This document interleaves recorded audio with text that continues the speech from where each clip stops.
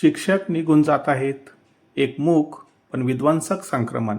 शाळा आहेत, विद्यार्थी आहेत, पण शिक्षण हरवलं आहे. कारण शिक्षक निघून गेला आहे मनाने, आत्म्याने आणि श्रद्धेने.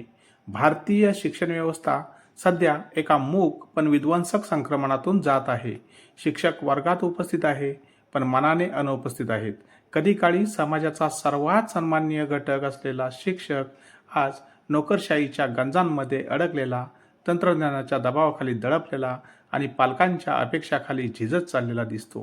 ही फक्त शिक्षणातील समस्या नाही, हा राष्ट्रीय चारित्र्याच्या घसरणीचा इशारा आहे. नोकरशाहीचं जाळं आणि पुराव्यांचं शिक्षण.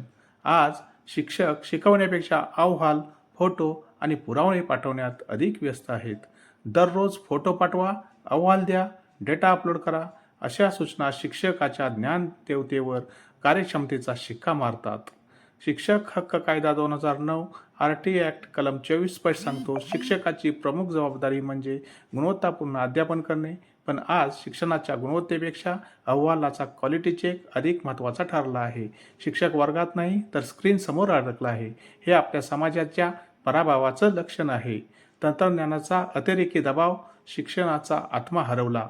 शिक्षणात तंत्रज्ञान आवश्यक आहे, पण त्याचा अतिरेकी आग्रह शिक्षणाला मानवी संवाद नव्हे तर यंत्रकेंद्री उपक्रम बनवतो आहे.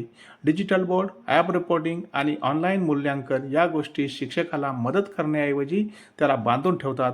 भारतीय संविधानातील अनुच्छेद 21A प्रत्येक बालकाला गुणवत्तापूर्ण शिक्षणाचा अधिकार देतो, परंतु गुणवत्ता माणसाच्या स्पर्शातून येते, उपकरणातून नव्हे. या आज शिक्षणातून शिक्षकांचा मानवी उबदारपणा हरवला आहे.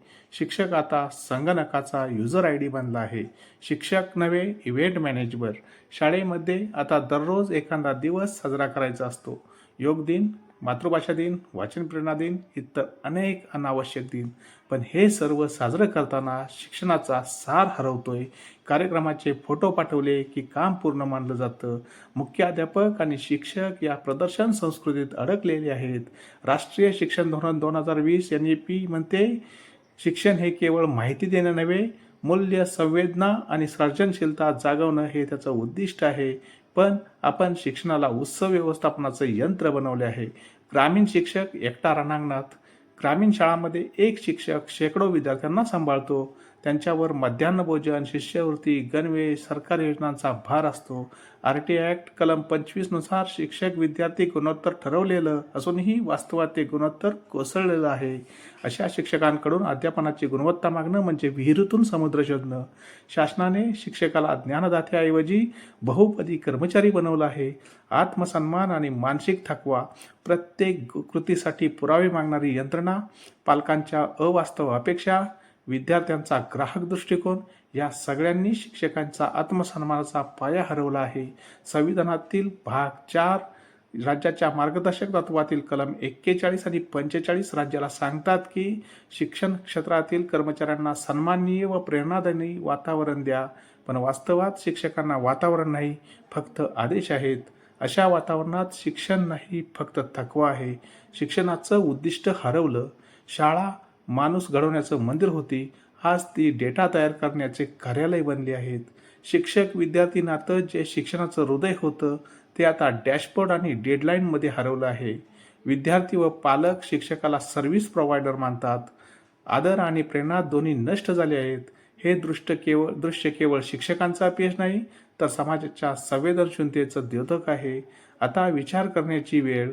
भारतीय संविधानाची प्रस्तावना समता, स्वातंत्र्य, बंधुता या मूल्यांवर आधारलेली आहे आणि या मूल्यांचं बीज शिक्षकच पेरतो. म्हणून शिक्षणाचं केंद्र पुन्हा शिक्षक आणि विद्यार्थी असायला हवेत, डेटा आणि अहवाल नव्हे. शिक्षकांवर विश्वास ठेवा, स्वातंत्र्य द्या आणि सन्मान परत द्या. शिक्षणाला माणुसकीचा सुगंध देणारा शिक्षक हरवला तर शाळा उरेल पण शिक्षण मरेल. विद्यार्थी राहतील पण विचार हरवतील.